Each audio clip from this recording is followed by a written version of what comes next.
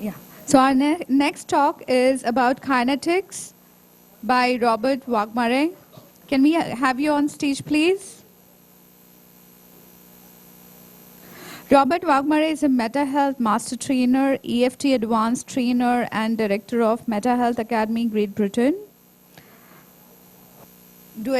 I don't think he needs any kind of introduction, actually.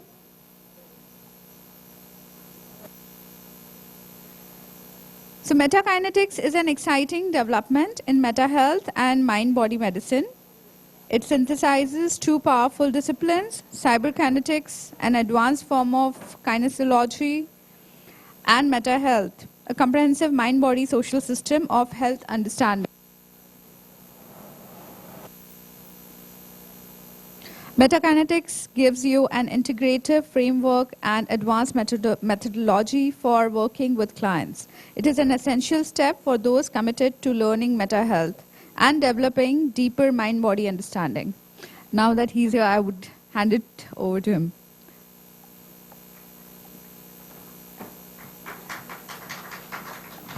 Thank you, guys. I think I need about 5 minutes to set up because we're going to bring a table up here and... Okay. I'm gonna set my computer up. Hang on. Okay, so I'm going to talk a little bit about actually not metakinetics straight away. I'm going to talk a little bit about my journey towards meta health and my previous experience to give you a background, because I don't know many of you in the audience. So I thought I'd introduce myself a little bit and how I came to metakinetics, but firstly meta health. So, my journey toward mental health really started, and I was talking about this earlier, with problem solving. When I was 2 years of age, my dad gave me a puzzle just like this. And he wanted to see how I did. And what he did is he took all the pieces out, left it on the floor, left me cross-legged with the puzzle, and then left the room to see if I would solve it. And then he came back in again, and I was sitting there with the puzzle, and the pieces were all over the place, and I hadn't solved it. And I was like looking at him like, kind of not understanding what he wanted me to do. So then he went, and he put the pieces in place for me and put my hand on the pieces, showing me what I had to do. Then he scrambled it all up again, put it to one side. He left the room, came back in again, a few minutes later, and I was sitting with a smile on my face, and the puzzle was completed. And then he picked me up in his arms, and he went, "Oh, you're so clever, you're so bright." Because in his mind, one of the most important values was demonstrating ability. Okay? And so this anchored, or you could say, created a positive trauma in me of problem solving. Now, can you say positive trauma? How can you have a positive trauma? Well, I'm not going to go into that today, but it can be things that we think are positive can actually work against us, right? So, but this started a love of problem solving and the need for my father's approval, seeking approval, which leads on to other things. At 2 years of age, slightly after this, and it might have been the same around the same time, just after this experience, I was diagnosed with nephrotic syndrome. There I am, at 2 years of age, yeah? What happened, eh? Yeah, look at my curly wings on my hair. But maybe if you look at my eyes, there's a little bit of sadness. And you can see the curiosity, yes. And that's definitely part of my chart, because in my human design, or 64 keys, I'm a heretic investigator, so I'm very deeply curious about things. And I always was. I was inquisitive as a child. I was getting into things and always exploring things that shouldn't be touched, because I like to touch. Now, medically, it might have been seen as unrelated, but I started getting a lot of different health issues as a child. So I developed asthma, social anxiety, I had a fear of rejection, which was connected to the kidney issue. Chronic bronchitis, which continued running even until my late 30s. Pleurisy at 23 years of age, feeling attacked. Duodenal ulcers. hemorrhoids, that's very pleasant. And actually I had a heart attack at age 41, but that was actually the end of a disease process. And actually, you could even say I brought the heart attack on. And I was well into mental health by that time. I had a deep understanding of kind of my own kind of pathogenesis, my own evolution, and I know that I needed to have the heart attack to resolve some of my breathing issues. So I worked towards it, you could say. Now, somebody was saying earlier, it was a doctor saying earlier that you don't have the heart attack, it's just like that, just in one day. And that was exactly my experience. I had a number of warning signals for months leading up to it. I could feel it coming. And then after I had the actual main event of the heart attack, which wasn't that painful, but it did knock me off my feet for 8 months. I couldn't walk properly. I had no medical intervention at all, right? I didn't even go and see a doctor. What's the point? All they're going to tell you is that you've had a heart attack. I didn't want medication. And what I began to learn was amazing. Every time the behavior that led towards the heart attack came up in this period of time, my heart would clench. It would go, no, don't you behave like that. Don't do it. And I'd go, ugh. And then slowly, because I'm a bit slow, slowly I got the message was that basically when you behave like this, you're going to leave the planet. You keep behaving like that, you're going to leave the planet. So when it's a choice between changing your behavior and leaving the planet, you change your behavior. You learn how to. So I've had a legacy of health issues which have been trying to teach me how to come back to myself. Yeah. Now, I'll go on to that. I'll come back to that a little bit later. My career before I came into mental health was actually, I had a background in manufacturing systems engineering. So I graduated in that. And then I went into information systems consultancy. So I'm very involved in something called systems research. And systems research is really about how do things relate? How do you investigate complexity? Yeah? If you don't have a way of investigating and understanding how to understand things that are very complex, you're not going to understand them. In our society, in professions as a whole, all I hear about is trying to make things more simple. No one's ever talking about how do we understand what's complex? And how do we learn to engage with complexity without being frightened of it? So I was involved with this field, so information systems, which involved looking at business processes, looking at organization and the environment, and how to use technology. So I was already actively involved with socio-political technical issues in organization and how to solve them. So this way of thinking was already developing like a way of solving complex problems. So for me, I had all these health issues, if you go back, and these were running for years and years and years, and they kind of mired my education, and they interfered with my career success to a certain extent. But I was almost like battling against myself, trying to get approval from my father, from industry, from organization, and at the same time, I was in conflict, because there was another part of me that didn't want to be in organization at all. So I had a successful career. I graduated. I had all these qualifications, lots of research in organization, lots of different roles, ended up as a solutions architect, and I was developing systems in organization to do quite complex things. And really what I learned through all this experience was that taking a systems approach to learning how to understand the nature of complex problem situations so as to implement efficient and effective sustainable solutions, transforming the whole entity. Now, it sounds like a mouthful, doesn't it? But basically, that's the way I think now, okay? Now, imagine I've got all this education and I'm sick. I'm really poorly. I've got anxiety. My body's going, ah! And I've got this pressure. I've got to succeed. I've got to achieve at the same time. So something wasn't right. Although I was successful in business systems and as a consultant, I felt frustrated, angry, like there was something missing. I didn't have any satisfaction. I felt incomplete and fragmented. I was stressed out, had loads of symptoms. I felt like I was dying physically, and I think I probably was. I was split mentally and emotionally and lost spiritually, and I knew that something had to change.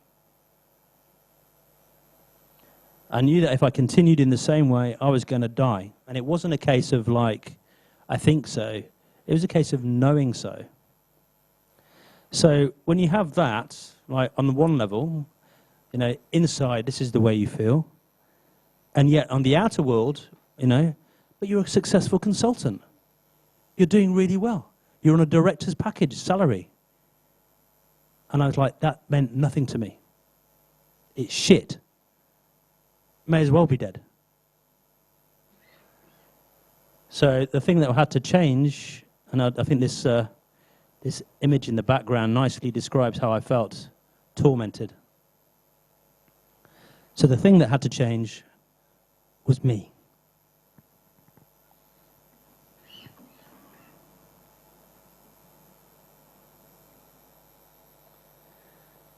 And sometimes in life, your only mode of transportation is a leap of faith. So I took one. Around 2003, I began to realize that all the skills that I'd developed in industry and all the training that I had could be utilized in a different way. I started doing a lot of self-assessment and looking at my psychology, looking at my behavior, and looking at what else was possible for me, and I came across life coaching.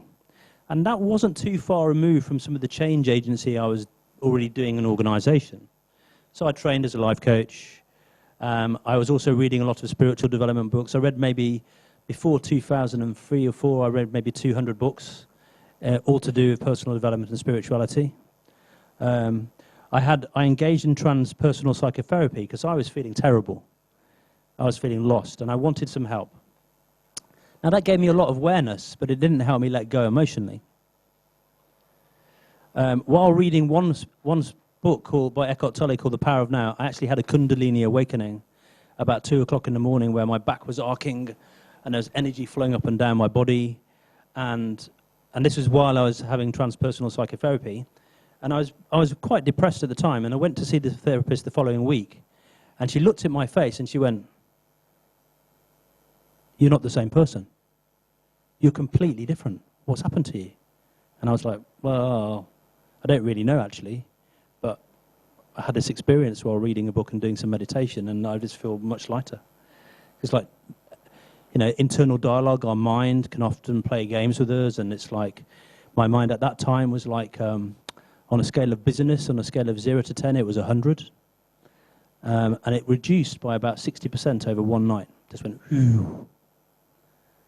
And so I was much calmer, and she could see that. And then slowly she goes, "You know, I don't think I can help you anymore." And I wanted more help. I wanted, no, I need more.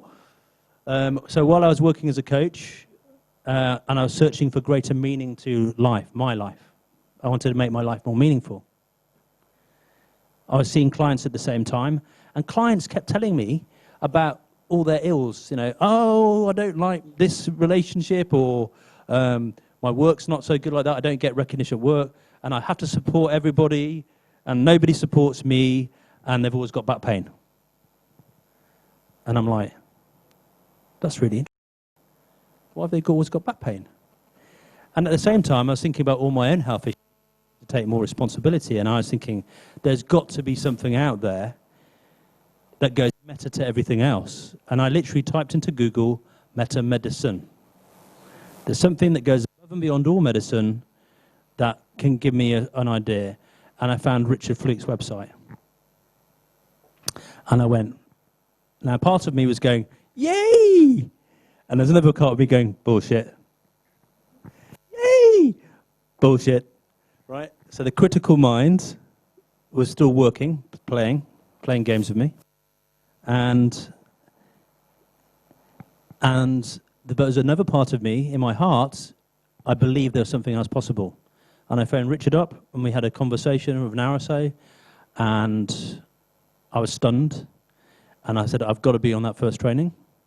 And I haven't looked back since.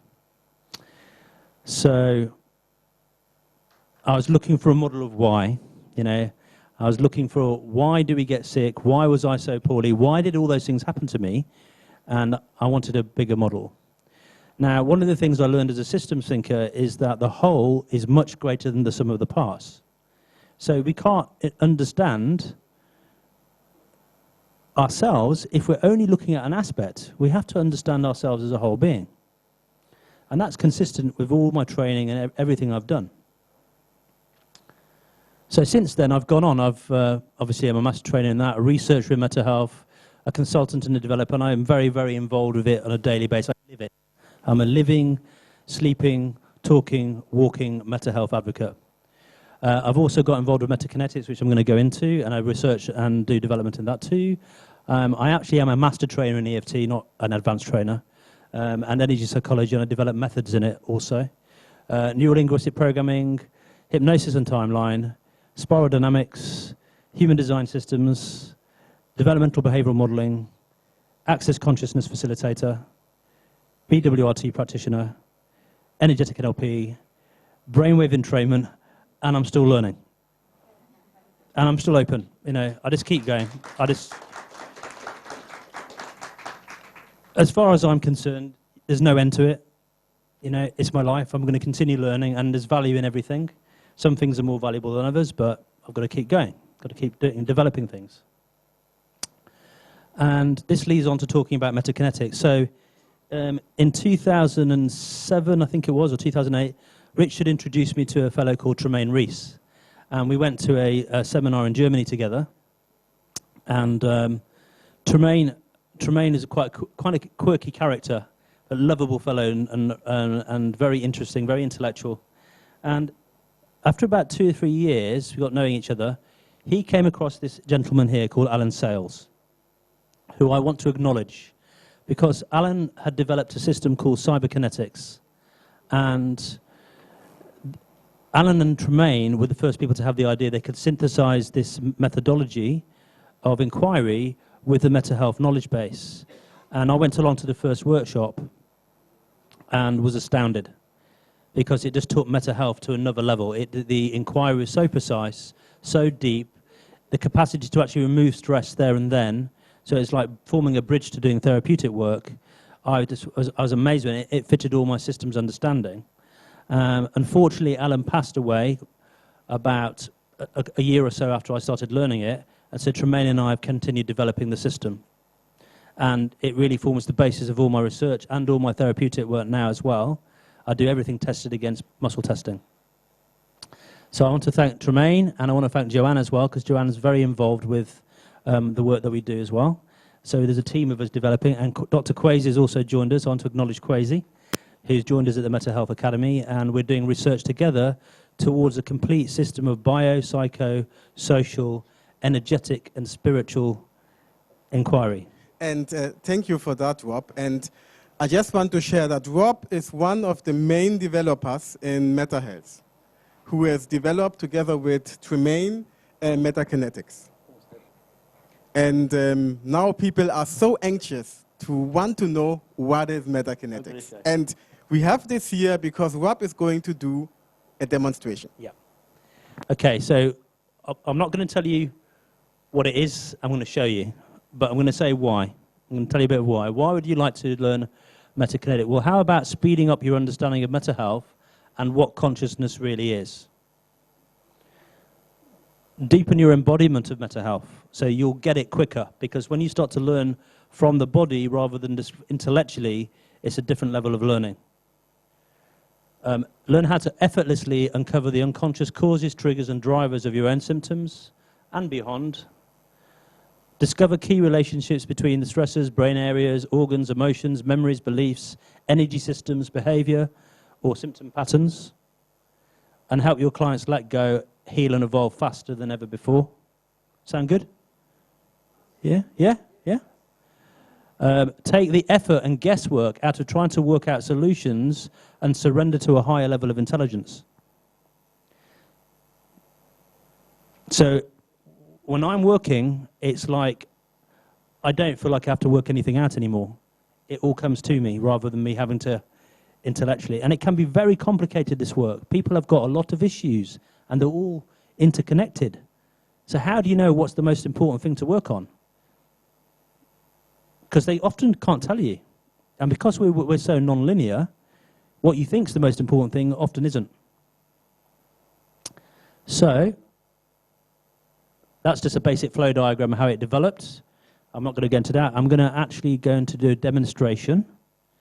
And I think I've got a volunteer at the back.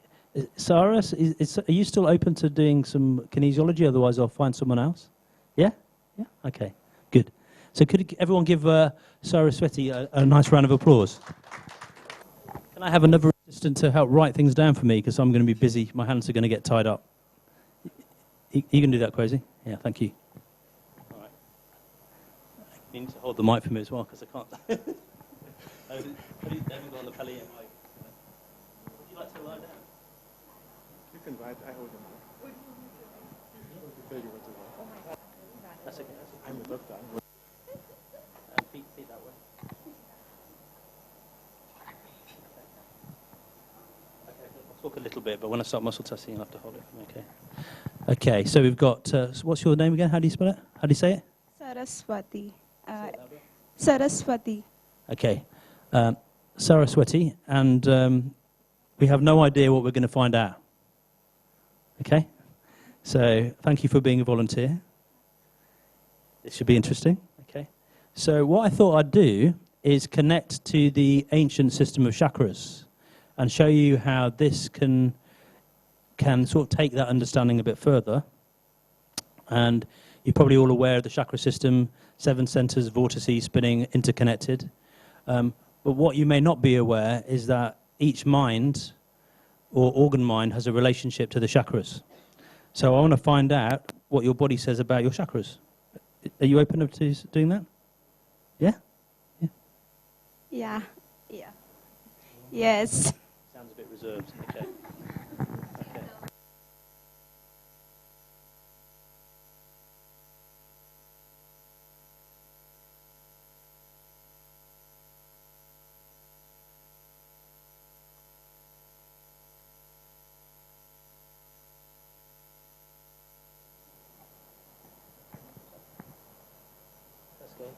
Analog system.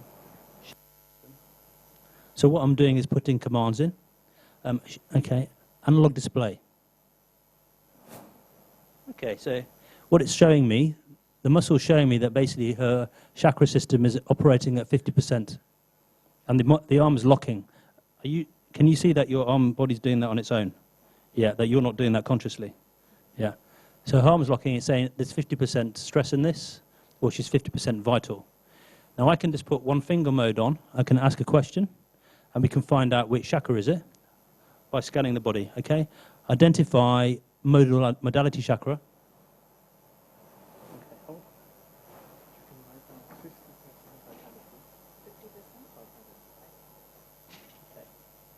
So it's the sacral. The sacral chakra, so it's identified that the sacral chakra is off, analog display. Really weak, so it's saying for gut response. I put okay. So now I'm going to have a look at some information.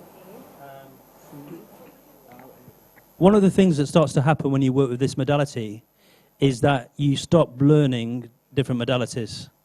You just integrate them. And then you work with it and you learn the modality through META-Kinetics. So you become like, I don't know if everyone's seen Star Trek and the Borg, and they assimilate everything. That's what happens with this system. So it's saying the sacral chakra off, and I'm going to test now some information.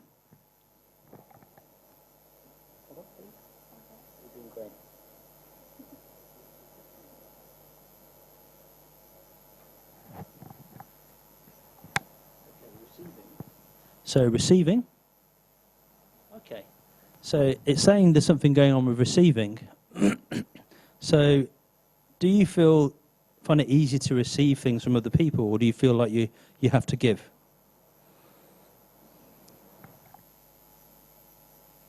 It's both. Both? Okay. So tell me about giving and receiving.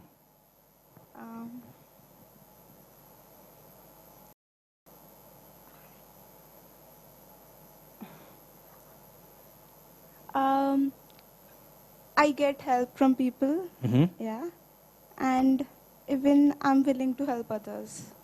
Yes? Okay. I like to do things like, helping people. And Yes. same way, even I get the help from others. You like that? Yeah. Is one easier than the other? Receiving? Is it easier to receive or easier to give? Giving. Say again? Giving. Giving. Easier to give. Okay, so let's just test that. So, giving, it locks. Receiving, on the bench. So conceptually, in her mind, there's not much difference, but the body's going, bullshit. You can give and you just don't know how to receive properly. Well, I don't really know what it means. We're going to find out, aren't we? Okay. I don't have the answers. This is the other thing.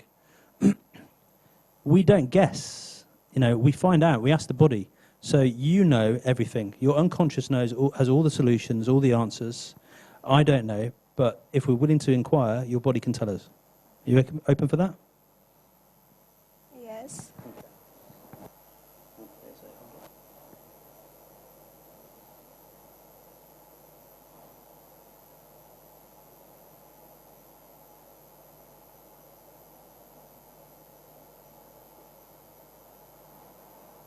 Okay, so it's not coming more on this page? No. So it's not coming with any more information here, so I'm going to flip to another chart. I'm going to go into the Meta Health information base. So we started with a chakra, now I'm going to go to organ-brain relays.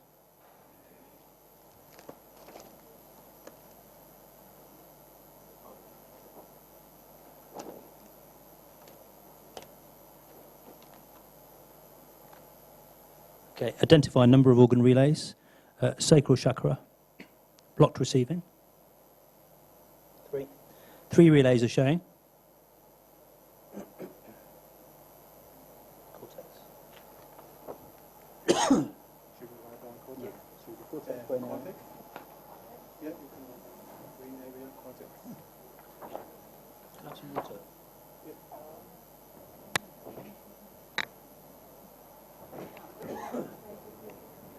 water there.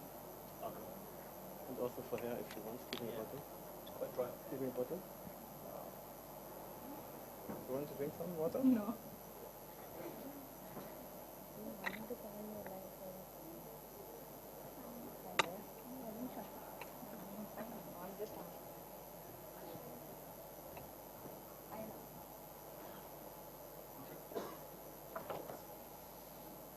Organ relay 1.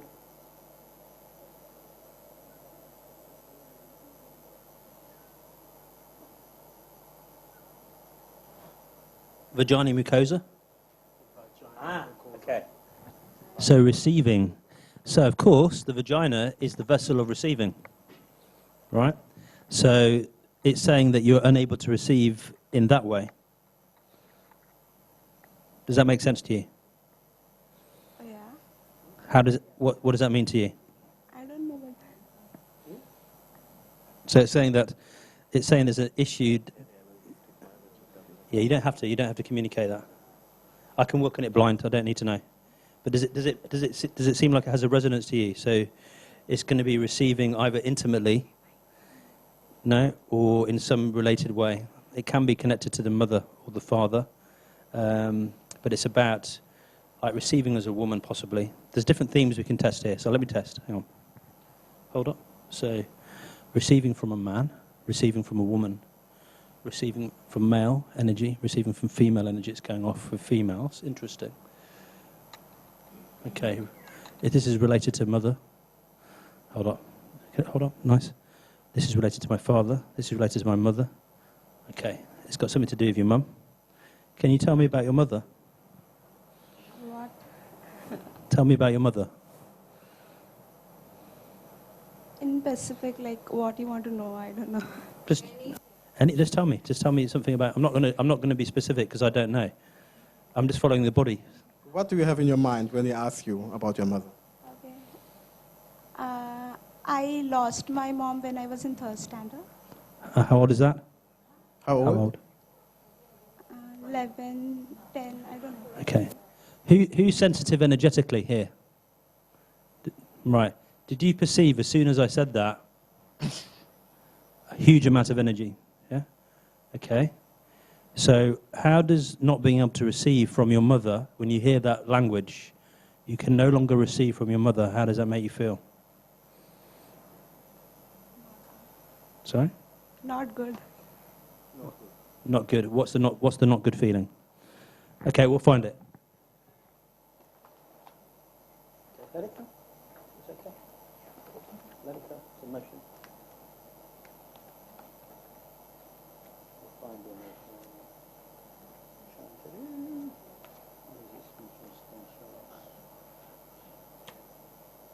Is it sadness?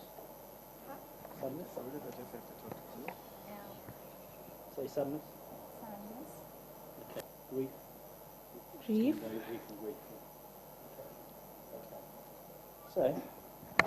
So I found one relay, and straight away, does that make sense how that worked? So we went in with chakra, sacral, blocked ability to receive. It's saying vagina mucosa because it's trying to indicate feminine connection, and it's saying mother, and can no longer receive from mother because your mother passed away when you were 9. Yeah. And did you have a strong relationship with your mother? Yeah. Did you feel like you received a lot of love from her? Yes. Okay. Okay. And do you feel that you love yourself? Yes. Do you love the feminine aspect of yourself? Yes. Do you love the male aspect of yourself? Yes. Okay, let's test that. Say, I love the male aspect of myself. I love the male aspect of myself. No. I love the feminine aspect of myself. I love the feminine aspect of myself. Okay, there's something going on there. There's a weakness there. Okay. So what don't you like about being a woman? What don't you like about being a woman? Don't you like about being a woman?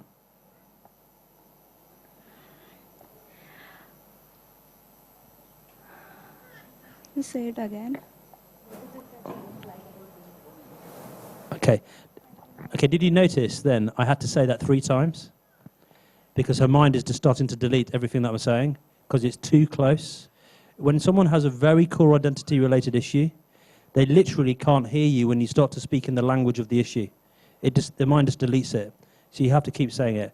Now, I think because we're running out of time, I think I've shown enough to see how quickly you can get into something, yeah? Now, I've taken it much further than this. I'm going to quickly balance Sarah so that we take some energy of this. The body has enough information already to create a change here, okay?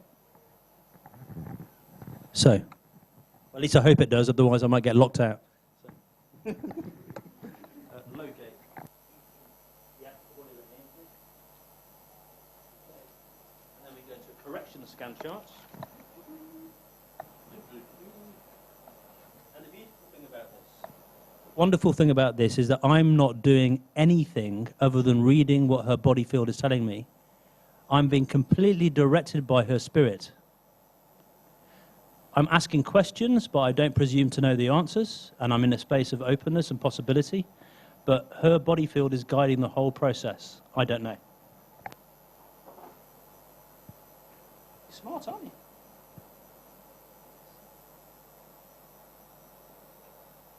Okay. So the body field is selected tuning fork correction. What's going on? The body field is selected tuning forks as a correction, so it's a sound energy correction.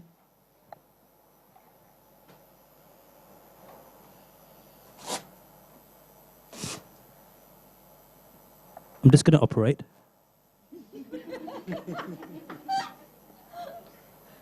Don't worry, it won't hurt a bit.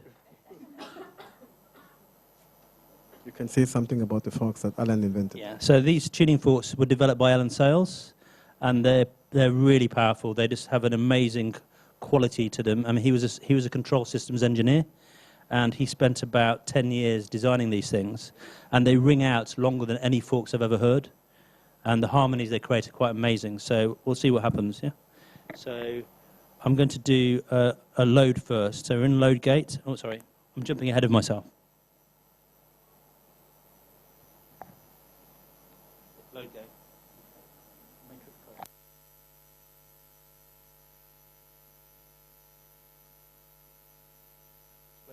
So what we're doing here is we're going to discharge some of this stress, and we can actually measure the work as we go through. So in the load gate, the arm's going right down, you see? So this arm is acting like an indicator, and this is the beauty of analog kinesiology, is we can measure everything we're doing, so it makes it like a science.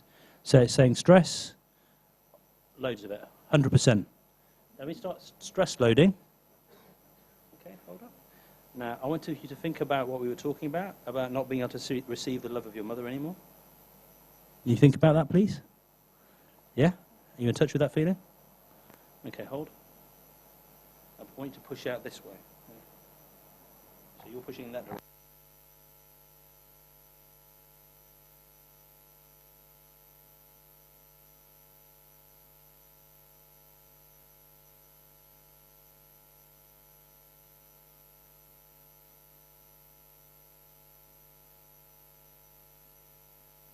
A bit more, a bit more. Okay, good. Keep going. Keep pushing out. That's it. And keep pushing. And again, keep pushing. And again, keep pushing. And again, keep pushing out. Okay, and again, push out. And hold. So we test again. Can you see the arm locking? So now the arm's displaying that the stress has been loaded to a certain extent. What's interesting about this is that what happens if you keep loading a muscle?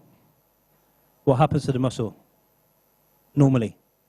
If you keep working a muscle, what happens to it? It goes weak, gets tired.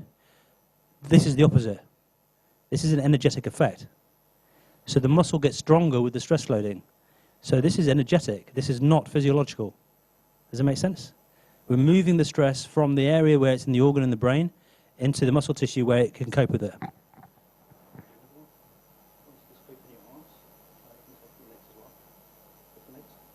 Oh. Wide. Legs open wide. Head back.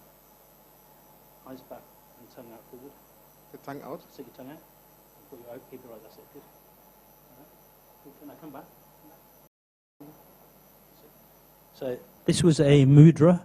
This was a reveal. It's like an animal showing its neck. It's like a complete surrender. And what this does is actually reveal hidden information and stress. So we're going to now stress load a bit more.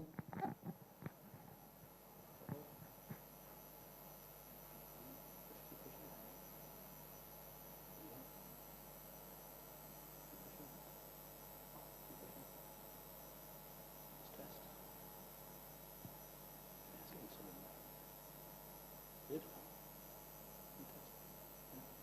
All right. More stress loading required? No. So I just asked her body if it wanted to load more stress, and it said, no, it's okay. And so now I'll try to get into correction. You want to bring your arm forward. Okay. Correction go. Okay, your muscle's starting to lock. Are you feeling something coming up? Are you feeling some energy? What is it? What's the feeling? Warm. Warm. You feeling warm? So the body's going warm? Ah, good. It's still cold. More stress loading required. Go into correction there. More stress. Body wants more stress loading. And again, push out. Keep pushing.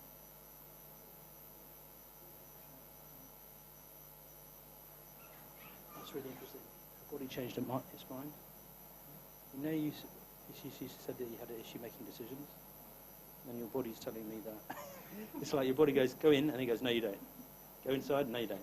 So it's actually mimicking some of what you think. Okay. Hold.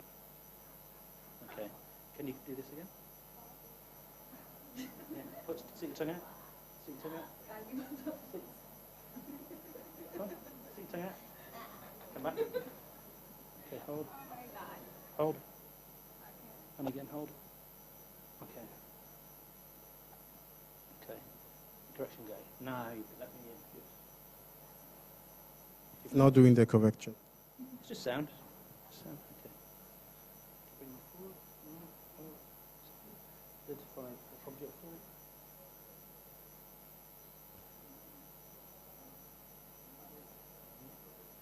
Reference tuning forward. Bring on forward slightly.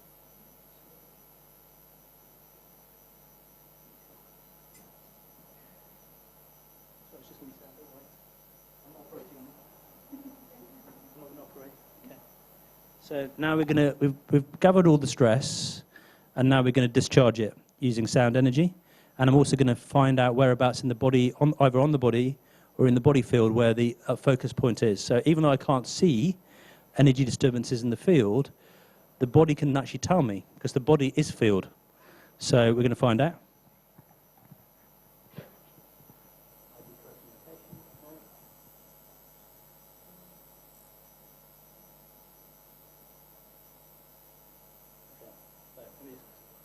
Say on the body. Say on the body. On the body. In the field. In the field. Okay. On the body. On the body. In the field. In the field. Yeah, okay. Number of rings identified.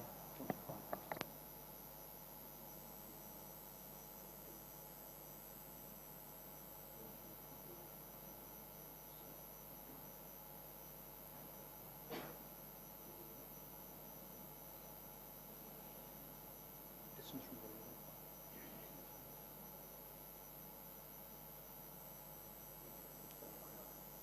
So look at the precision. So if I put the tuning fork on the body, the arm locks. If I bring it this high, the arm locks. If I bring it a bit higher, the arm goes off. So it's actually specifying exactly where the correction needs to take place. Close eyes. Relax.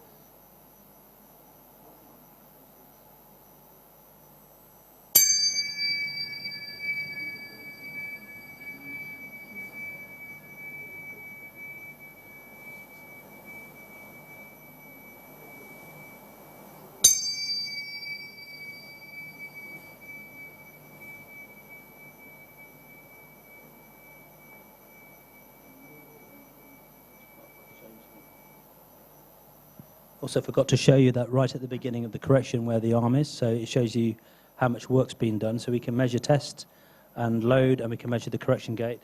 So in correction gate, analog display. So the arm's flat on the table. So it's saying there's no, it needs, all the work needs to be done.